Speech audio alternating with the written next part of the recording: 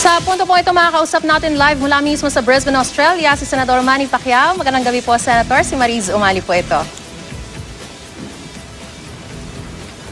Magandang gabi din naman sa iyo, Mariz, at sa lahat ng mga nanonood ngayon. Unang-una po sa lahat, Senator, congratulations pa rin dahil syempre napakaganda pa rin po ng fight at talagang inabangan yan ng buong sambayan ng Pilipino. Pero Senator, kumusta na po muna ang inyong sugat? 2 beses po kayong na-headbutt, 14 stitches, if I understand it correctly? Tama yan. At okay naman, magaling yung doktor na nagtahi. Galing pa sa Las Vegas, so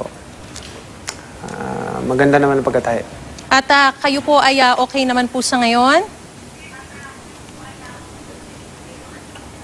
Okay naman, ayos lang. Opo, Tapos lang ng namin na Bible study. Alright. Senador, sa resulta po kasi ng pagbibilang ng CompuBox, kayo po ang lamang sa dami ng tumamang suntok, sa power punches, sa jabs, puro kayo ang talagang nag-land, no? Kahit na mas marami yung mga pinakawalan ni Horn, kayo yung mas maraming nag-land na mga power punches at jabs. At maging sa Twitter din po, sinasabi ng mga boxing fans, ninakawan na naman daw po kayo ng panalo. Ano po reaksyon nyo dito, Senador? Oo nga eh. Ano ba ito? Ano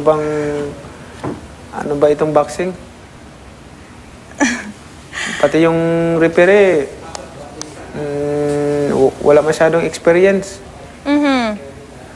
So meron po ba kayong magiging aksyon o talagang hahayaan na lamang po natin na ganito at magkakaroon na lang ng rematch? Gaya ng sinabi niyong dalawa, parang sinasabi ni Horn, let's bring it on. Tas kayo, ang sinasabi niyo rin po, payag kayo sa rematch.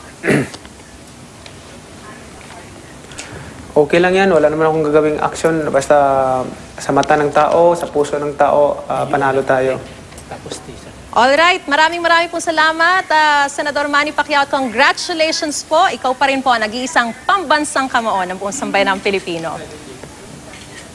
Maraming salamat, Mariz, at sa lahat ng mga nanood, nagsumuporta, nagdarasal.